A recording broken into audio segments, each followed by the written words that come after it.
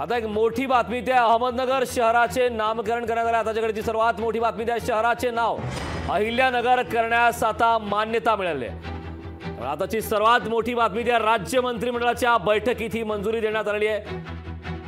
अहमदनगरचं नाव अहमदनगर शहराचं नामकरण आता झालेलं आहे। राज्य मंत्रिमंडळाची खरं तर महत्त्वाची बैठक होती।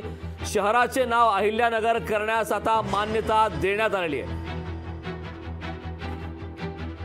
आणखीन एक महत्त्वाची बातमी आता समोर येत आहे।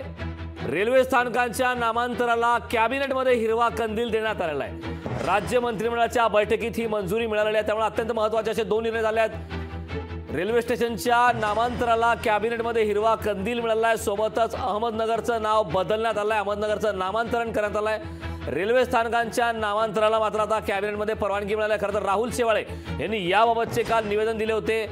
रेल्वे स्टेशनचे नाव बदलणार, ब्रिटिशकालीन जे नाव आहेत ती बदलण्यात येणार अशा प्रकारचे संकेत वर्तवण्यात आले आणि त्याच पद्धतीने आज कॅबिनेटच्या बैठकीमध्ये या नावांना आता हिरवा कंदील मिळाला आहे। सोबतच राज्य मंत्रिमंडळाच्या बैठकीमध्ये आणखीन एक महत्त्वाचा निर्णय घेण्यात आला, ज्यामध्ये अहमदनगर शहराचं आता नामकरण करण्यात आलेलं आहे। त्यामुळे यापुढे आता शहराचे नाव अहिल्यानगर करण्यास मान्यता देण्यात आली आहे। खरं तर कॅबिनेटमध्ये अत्यंत महत्त्वाची आज राज्य मंत्रिमंडळाची बैठक होती। या राज्य मंत्रिमंडळाच्या बैठकीत आता या दोन महत्त्वाच्या गोष्टींना मंजुरी देण्यात आली। अहमदनगर शहराचं नामकरण करण्यात आलेलं आहे।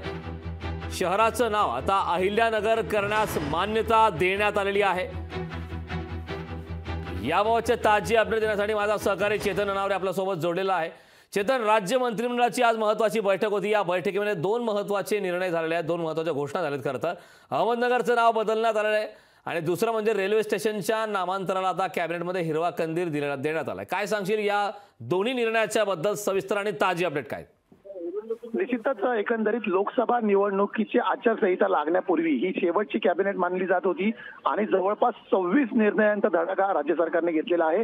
त्यामध्ये लोकांना भुलवणारे आणि भावनिक आवाहन करणारे एकंदरीत निर्णय होते, ते लोकांच्या जवळचे होते। त्याच्यामध्ये मुंबईतील 8 रेल्वे स्थानक जे आहेत, ज्यांना ब्रिटिशकालीन नावं आहेत, त्यांचं आता मराठी नावांमध्ये रूपांतर होणार आहे, ज्यामध्ये एकंदरीत आपण पाहिले तर वेगवेगळ्या रेल्वे स्थानकांचा समावेश होता। याशिवाय वेल्हे जो तालुका आहे त्याला राजगड देण्याची निर्णय घेण्यात आलेला आहे। दुसरीकडे अहमदनगरची सातत्याने मागणी केली जात होती की त्याला अहिल्यानगर नाव देण्यात यावं, याही निर्णयाला मान्यता दिली आहे।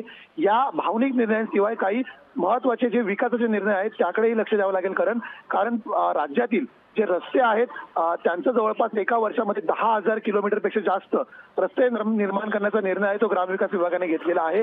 आशा स्वयंसेविका आपण पाहिल्या असतील, गेल्या काही दिवसांमध्ये सातत्याने संप करत होते, त्यांच्याही मानधनामध्ये भरघोस वाढ केलेली आहे। याशिवाय प्रत्येक गावामध्ये असलेला पोलीस पाटील असेल त्याचं मानधन आता 15,000 रुपये करण्याचा निर्णय घेतलेला आहे। त्यामुळे मास प्रमाणामध्ये ज्या मतदारांना भुरळ घालण्याच्या निर्णयांची गरज होती त्या निर्णयांना आज मंत्रिमंडळाने मान्यता दिल्याचं पाहायला मिळत आहे। करण नक्की चेतन, अत्यंत महत्त्वाची अशी अपडेट समोर आली आहे। खूप खूप धन्यवाद चेतन या सविस्तर अशा माहितीबद्दल। तर अशा स्वयंसेवकांच्या मानधनात वाढ करण्यात आलेली आहे। राज्य मंत्रिमंडळाच्या बैठकीत महत्त्वाचे निर्णय झाले आहेत। रेल्वे स्थानकांच्या नामांतराला कॅबिनेटमध्ये आता हिरवा कंदील देण्यात आला आहे। राज्य मंत्रिमंडळाची आज महत्त्वाची बैठक होती आणि या बैठकीच्या माध्यमातून अत्यंत महत्त्वाचे असे काही निर्णय घेण्यात आले आहेत। पोलीस पाटलांच्या मानधनात भरीव अशी वाढ करण्यात आलेली आहे। आता महिन्याला 15,000 मिळणार आहेत। अशा स्वयंसेवकांच्या मानधनात देखील वाढ करण्यात आलेली आहे। त्यामुळे या बैठकीमध्ये जसे की अपेक्षित होतं मोठे निर्णय, मोठ्या घोषणा होणं, अगदी त्याच पद्धतीने रेल्वे स्थानकाच्या नामांतराला कॅबिनेटमध्ये मंजुरी देण्यात आलेली आहे। अहमदनगर शहराचं नाव देखील त्याचं नामांतरण करण्यात आलं आहे, नाव बदलण्यात आलं आहे। पोलीस पाटलांच्या मानधनात भरीव वाढ करण्यात आली। आता महिन्याला 15,000 इतकं त्यांना वेतन मिळणार आहे। लोकशाही मराठी ऐका, पहा, जागरूक रहा।